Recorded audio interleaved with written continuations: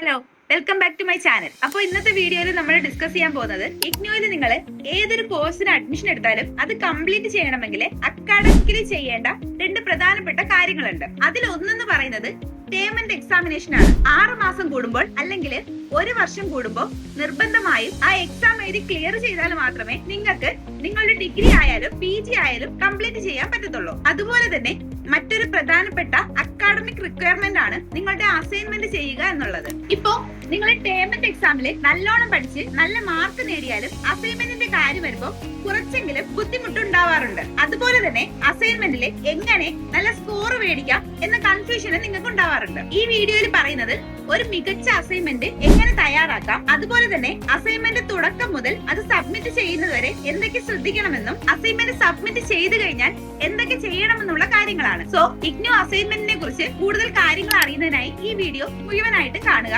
നിങ്ങൾക്ക് എന്തായാലും ഇത് വളരെ യൂസ്ഫുൾ ആയിട്ടുള്ള ഒരു വീഡിയോ ആയിരിക്കും. അപ്പോ ഈ അസൈൻമെന്റിനെ പറ്റിയുള്ള കുറച്ച് ബേസിക് ആയിട്ടുള്ള കാര്യങ്ങൾ അറിഞ്ഞതിന് ശേഷം മാത്രം എങ്ങനെ നല്ലൊരു അസൈൻമെന്റ് എഴുതാമെന്ന ടോപ്പിക്കിലേക്ക് നമുക്ക് പോകാം. നിങ്ങളുടെ ടോട്ടൽ കോഴ്സ് എടുത്ത് നോക്കുകയാണെങ്കിൽ നിങ്ങൾ ഒരുപാട് പ്രിപ്പയർ ചെയ്ത് പഠിച്ചെഴുതുന്ന ടേം ആൻഡ് എക്സാമിന്റെ മാർക്ക് വരുന്നത് വെറും 70%. ബാക്കി 30% മാർക്ക് എന്ന് പറയുന്നത് നിങ്ങളുടെ അസൈൻമെന്റിൽ നിന്ന് മാത്രം വരുന്നതാണ്. അസൈൻമെന്റിന്റെ ക്വസ്റ്റ്യൻസ് ഓൾറെഡി നിങ്ങൾക്ക് കിട്ടുന്നുണ്ട്. കൂടാതെ തന്നെ അത് എഴുതാനായിട്ട് ഒരുപാട് സമയവും കിട്ടുന്നുണ്ട്. ഒന്ന് കുറച്ച് കാര്യങ്ങൾ ശ്രദ്ധിച്ചാല് വളരെ മികച്ച രീതിയിൽ നിങ്ങൾക്ക് അസൈൻമെന്റ് കംപ്ലീറ്റ് ചെയ്യാനും നല്ല മാർക്ക് നേടാനും പറ്റും. അതുപോലെ മാർക്കിന്റെ കാര്യത്തിൽ മാത്രമല്ല, നിങ്ങൾക്കിപ്പോ നിങ്ങളുടെ ടേം ആൻഡ് എക്സാം എഴുതണമെങ്കിൽ തന്നെയും നിങ്ങൾക്ക് അസൈൻമെന്റ് സബ്മിറ്റ് ചെയ്താൽ മാത്രമേ പറ്റത്തുള്ളൂ. ഇനി നിങ്ങൾ ഈ അസൈൻമെന്റ് എഴുതുന്നതിലൂടെ ടേം ആൻഡ് എക്സാമിന് വേണ്ടിയിട്ട് നിങ്ങൾ പഠിച്ച കാര്യങ്ങൾ ഒന്നുകൂടി റിവൈസ് ചെയ്യാനും നിങ്ങൾക്ക് പറ്റും. ഇതൊക്കെയാണ് അസൈൻമെന്റിനെ പറ്റിയിട്ടുള്ള ബേസിക് ആയിട്ടുള്ള ഡീറ്റെയിൽസ്. ഇനി ഏതൊരു പരീക്ഷയാണെങ്കിലും അതല്ല അസൈൻമെന്റ് ആണെങ്കിലും ഇഗ്നോ കൃത്യമായിട്ടുള്ള നിർദ്ദേശങ്ങൾ നമുക്ക് തരുന്നുണ്ട്. അപ്പൊ ഏതൊരു അസൈൻമെന്റ് ചെയ്യുമ്പോഴും അതിന്റെ ഗൈഡ് ലൈൻ അനുസരിച്ച് വേണം ചെയ്യാൻ. അപ്പൊ ഈ ഗൈഡ് ലൈനിൽ പറയുന്ന പ്രധാനപ്പെട്ട കുറച്ച് കാര്യങ്ങൾ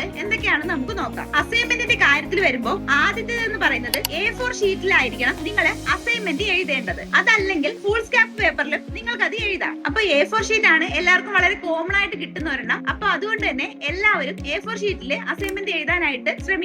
അഥവാ നിങ്ങൾ വേറെ പേപ്പറുകളാണ് യൂസ് ചെയ്യുന്നെങ്കിൽ ചില സ്റ്റഡി സെന്ററുകളിൽ അത് അക്സെപ്റ്റ് ചെയ്യണമെന്നില്ല. കാര്യം ഇഗ്നോ കൃത്യമായി പറയുന്നുണ്ട് A4 ഷീറ്റിലാണ് അസൈൻമെന്റ് എഴുതാനുള്ളതെന്ന്. ഇനി പലർക്കും തോന്നുന്ന ഒരു സംശയമാണ്, ഈ അസൈൻമെന്റ് നമ്മൾ എഴുതി വെക്കേണ്ട കാര്യമുണ്ടോ, അത് പ്രിന്റ് എടുത്ത് വെച്ചാൽ പോരെ എന്നുള്ളത്. ഇനിയിപ്പോ നിങ്ങൾ സ്വന്തമായിട്ട് തയ്യാറാക്കിയ ഒരു കണ്ടന്റ് ആണെങ്കിൽ പോലും അത് നിങ്ങൾ പ്രിന്റ് എടുത്താണ് കൊടുക്കുന്നതെങ്കിൽ നിങ്ങളുടെ സ്റ്റഡി സെന്ററോ ഇഗ്നോ അത് അക്സെപ്റ്റ് ചെയ്യില്ല. കാര്യം ഹാൻഡ് റിട്ടൺ ആയിട്ടുള്ള കോപ്പി മാത്രമേ ഇഗ്നോ അക്സെപ്റ്റ് ചെയ്യുള്ളൂ. അപ്പൊ ഇത് രണ്ടും വളരെയധികം ശ്രദ്ധിക്കേണ്ട ഒരു കാര്യമാണ്. ഇനി മറ്റൊരു പ്രധാനപ്പെട്ട കാര്യമാണ്, അസൈൻമെന്റ് എഴുതാനായിട്ട് ഇഗ്നോ തന്നിട്ടുള്ള ആ ഒരു ക്വസ്റ്റ്യൻ പേപ്പറിൽ ഓരോ ക്വസ്റ്റ്യനും വ്യത്യസ്തമായിട്ടുള്ള മാർക്കുകളായിരിക്കും. അപ്പൊ നിങ്ങൾ അസൈൻമെന്റ് എഴുതുമ്പോൾ ശ്രദ്ധിക്കേണ്ട ഒരു കാര്യം എന്ന് പറയുന്നത് നിങ്ങൾ ഇടുന്ന ക്വസ്റ്റ്യൻ നമ്പറുകൾ കറക്റ്റ് ആണോ എന്ന് ശ്രദ്ധിക്കുക. അതുപോലെ തന്നെ എല്ലാ ക്വസ്റ്റ്യനും ആൻസർ ചെയ്യാൻ ശ്രദ്ധിക്കുക. കാര്യം എല്ലാ ക്വസ്റ്റ്യൻസും അതിൽ കമ്പൽസറി ആയിട്ടുള്ളതാണ്. ഇനി അസൈൻമെന്റ് എഴുതി കഴിഞ്ഞതിന് ശേഷം ഒരു കവർ പേജ് അതിൽ അറ്റാച്ച് ചെയ്യാനുണ്ട്. അപ്പൊ ഈ കവർ പേജ് ഇഗ്നോവിന്റെ സൈറ്റിൽ നിന്ന് തന്നെ നിങ്ങൾക്ക് ഡൗൺലോഡ് ചെയ്തെടുക്കാനും പറ്റും. അപ്പൊ അത് പ്രിന്റ് ഔട്ട് എടുത്തിട്ട് നിങ്ങൾ എഴുതിയ അസൈൻമെന്റിന്റെ ഏറ്റവും ഫ്രണ്ടിലായിട്ട് വെക്കുക. അത് വെച്ചതിന് ശേഷം നിങ്ങൾക്ക് അതിൽ ഫില്ല് ചെയ്യാനുള്ള കുറച്ച് കാര്യങ്ങളുണ്ട്. നിങ്ങളുടെ പേര് ഫില്ല് ചെയ്യണം, എൻറോൾമെന്റ് നമ്പർ ഫില്ല് ചെയ്യണം, course details, title, study centre ഏതാണ്, റീജിയണൽ സെന്റർ ഏതാണ് തുടങ്ങിയ കാര്യങ്ങളെല്ലാം തന്നെ ഫില്ല് ചെയ്യേണ്ടതുണ്ട്. അതില്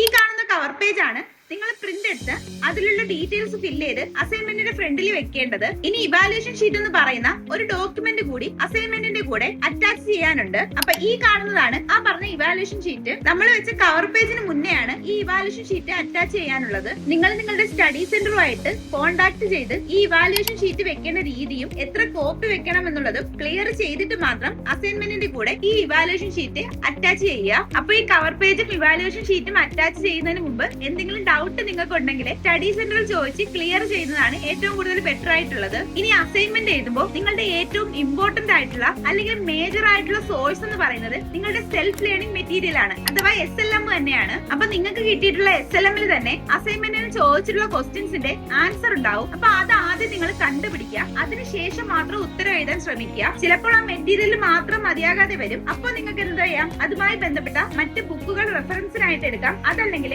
ഓൺലൈൻ ആയിട്ട് കിട്ടുന്ന ആർട്ടിക്കിൾസ് ത്രോ നിങ്ങൾക്ക് നിങ്ങളുടെ അസൈൻമെന്റ് ക്വസ്റ്റ്യൻസ് ആൻസർ ചെയ്യാം. അതുപോലെ തന്നെ SLM വായിക്കുന്നതിന്റെ കൂടെ തന്നെ നിങ്ങൾക്ക് അതിൽ നിന്നും ആ ഒരു പോർഷനിലേക്ക് നോട്ട് തയ്യാറാക്കുന്നതാണ്. അത് നിങ്ങൾക്ക് നിങ്ങളുടെ ടേം ആൻഡ് എക്സാമിന് വളരെ ഉപകാരപ്പെടും. ഇനി വരുന്നത് ഇഗ്നോ അസൈൻമെന്റിന്റെ മാർക്ക് കൂട്ടാനുള്ള കുറച്ച് കാര്യങ്ങളാണ്. നിങ്ങളുടെ അസൈൻമെന്റിൽ ഒരു ഒറിജിനാലിറ്റി ഉണ്ടാവുക. അതായത് അസൈൻമെന്റ് കണ്ടാല് നിങ്ങൾ സ്വന്തമായി തയ്യാറാക്കിയ ഒന്നാണെന്ന് നമുക്ക് തോന്നണം. പിന്നെ വരുന്ന ഒന്നാണ് നീറ്റ്നെസ് ആൻഡ് ക്ലാരിറ്റി. അസൈൻമെന്റ് എഴുതുന്ന സമയത്ത് അത് എത്രത്തോളം പ്രസന്റബിൾ ആക്കാൻ പറ്റുമോ അത്രത്തോളം പ്രസന്റബിൾ ആക്കുക. ഇനി അതുപോലെ പ്രധാനപ്പെട്ട മറ്റൊരു കാര്യമാണ് നിങ്ങളുടെ ഹാൻഡ് റൈറ്റിംഗ്. നമുക്ക് എല്ലാവർക്കും നല്ല വൃത്തിയിൽ എഴുതാൻ പറ്റും, അതിലൊരു സംശയമില്ല. എന്നാല് നമ്മൾ സ്പീഡിന് എഴുതുന്ന ടൈമില് അത് ഉണ്ടാവണമെന്നില്ല. അതുകൊണ്ട് തന്നെ കുറച്ച് ടൈം എടുത്ത് വൃത്തിയായിട്ട് എഴുതാൻ ശ്രമിക്കുക. അതുപോലെ തന്നെ മറ്റൊരു കാര്യമാണ് അസൈൻമെന്റ് പേപ്പറിൽ മാർജിൻ ഉണ്ടാവുക എന്നത്. അതുപോലെ തന്നെ നിങ്ങൾ യൂസ് ചെയ്യുന്ന പെന്ന് ഒന്നുകിൽ ബ്ലാക്ക് അല്ലെങ്കിൽ ബ്ലൂ ആയിരിക്കണം. നിങ്ങൾ ഏത് പെന്നാണോ തുടക്കത്തിൽ യൂസ് ചെയ്തത് അത് തന്നെ അസൈൻമെന്റ് കംപ്ലീറ്റ് ആവുന്നതുവരെ യൂസ് ചെയ്യാൻ ശ്രദ്ധിക്കുക. അപ്പൊ ഇതൊക്കെ ശ്രദ്ധിച്ചാൽ തന്നെ നിങ്ങൾക്ക് അസൈൻമെന്റിൽ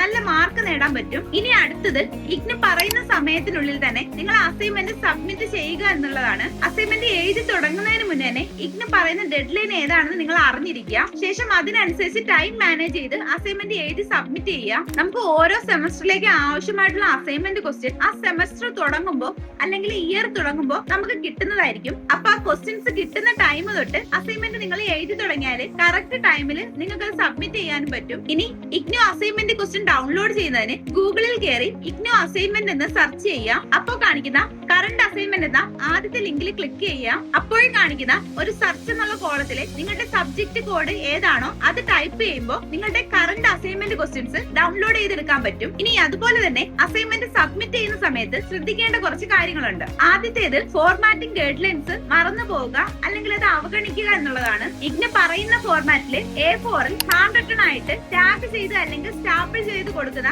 അസൈൻമെന്റ് മാത്രമേ അവർ സ്വീകരിക്കുകയുള്ളൂ. പ്രിന്റ് ആണെങ്കിലോ എഴുതുന്ന പേപ്പറിൽ വ്യത്യാസം വരുത്തുകയോ അല്ലെങ്കിൽ ഫോർമാറ്റ് കറക്റ്റ് ആയി മെയിൻറ്റെയിൻ ചെയ്തില്ലെങ്കിലോ അവരത് തിരിച്ചയക്കും. വീണ്ടും നമ്മളോടത് ചെയ്യാൻ ആവശ്യപ്പെടുകയും ചെയ്യും. മറ്റൊന്ന് സബ്മിഷൻ ഡെഡ് ലൈൻ മിസ്സാവുക എന്നുള്ളതാണ്. നമ്മൾ എല്ലാ ഫോർമാറ്റും ഗൈഡ് ലൈനും പാലിച്ച് അസൈൻമെന്റ് എഴുതി, പക്ഷെ അത് സബ്മിറ്റ് ചെയ്യാൻ മറന്നുപോയി അല്ലെങ്കിൽ ഡേറ്റ് മിസ്സായി. അങ്ങനെ വന്നാൽ ഒരു സ്റ്റഡി സെന്ററും ആ അസൈൻമെന്റ് മേടിക്കില്ല. അതുകൊണ്ട് തന്നെ അസൈൻമെന്റ് സബ്മിറ്റ് ചെയ്യാനുള്ള ലാസ്റ്റ് ഡേറ്റിന് മുന്നേ അസൈൻമെന്റ് സബ്മിറ്റ് ചെയ്യാൻ ശ്രമിക്കുക. ഇനി ഒരുപാട് കോമൺ അല്ലെങ്കിലും ചിലപ്പോഴൊക്കെ സംഭവിക്കുന്ന ഒരു കാര്യമാണ് സ്റ്റഡി സെന്റർ മാറിപ്പോവുക എന്നത്. ഇപ്പൊ സ്ഥലം മാറി പോകുന്ന ഇഗ്നു ലേണേഴ്സ് ഉണ്ടാവും. എന്റെ സ്റ്റഡി സെന്റർ കൊല്ലമാണ്, പക്ഷെ അസൈൻമെന്റ് സബ്മിറ്റ് ചെയ്യുന്ന ടൈമിൽ ഞാൻ കണ്ണൂരാണുള്ളത്. അപ്പൊ അവിടുത്തെ SN കോളേജിലാവും ഞാൻ എക്സാം എഴുതാൻ പോകുന്നത്. ആ ഒരു ഓർമ്മയില് ഞാൻ എന്റെ അസൈൻമെന്റ് എന്ത് ചെയ്യും, അവിടെ സബ്മിറ്റ് ചെയ്തെന്ന് വരും. പക്ഷെ അതൊരിക്കലും അവർ അക്സെപ്റ്റ് ചെയ്യില്ല. അതുകൊണ്ട് തന്നെ നിങ്ങളുടെ സ്റ്റഡി സെന്ററിൽ തന്നെയാണ് നിങ്ങൾ സബ്മിറ്റ് ചെയ്തതെന്ന് ഉറപ്പുവരുത്തുക. അഥവാ നിങ്ങൾ അയച്ചു കൊടുക്കുകയാണെങ്കിൽ അഡ്രസ്സും കാര്യങ്ങളും എല്ലാം കറക്റ്റ് ആണെന്ന് ഉറപ്പുവരുത്തുക. അതുപോലെ തന്നെ അസൈൻമെന്റ് സബ്മിറ്റ് ചെയ്യാൻ പോകുമ്പോൾ നിങ്ങളുടെ ഇഗ്നു ID കാർഡ് മറക്കാതെ കയ്യിൽ കരുതുക.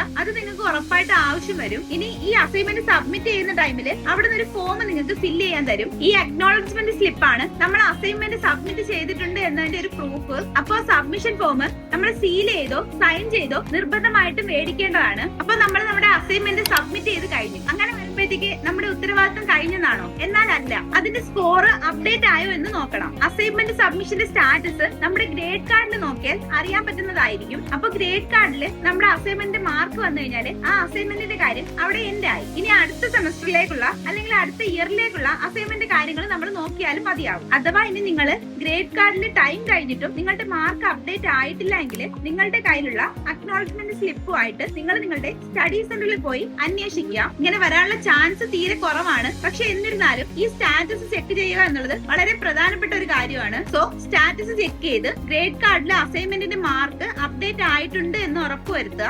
അപ്പൊ ഇതൊക്കെയാണ് ഒരു അസൈൻമെന്റ് തയ്യാറാക്കുന്ന സമയത്തും സബ്മിറ്റ് ചെയ്യുന്ന ടൈമിലും ശ്രദ്ധിക്കേണ്ട കാര്യങ്ങൾ. ഈ വീഡിയോ നിങ്ങൾക്ക് ഹെൽപ്ഫുൾ ആയെങ്കിൽ ലൈക്ക് ചെയ്യുക. എന്തെങ്കിലും ഡൗട്ട് ഉണ്ടെങ്കിൽ കമന്റ് ബോക്സിൽ അത് രേഖപ്പെടുത്തുക. ഇനി അസൈൻമെന്റ് ചെയ്യുന്നതിൽ എന്തെങ്കിലും ബുദ്ധിമുട്ടുണ്ടെങ്കിൽ താഴെ കാണുന്ന വാട്സ്ആപ്പ് നമ്പറിൽ മെസ്സേജ് ചെയ്യുക. ഇഗ്നു ആയിട്ട് ബന്ധപ്പെട്ട കൂടുതൽ അപ്ഡേറ്റ്സിന് ഇഗ്നു പൾസ് മലയാളം എന്ന നമ്മുടെ ചാനൽ സബ്സ്ക്രൈബ് ചെയ്യുക.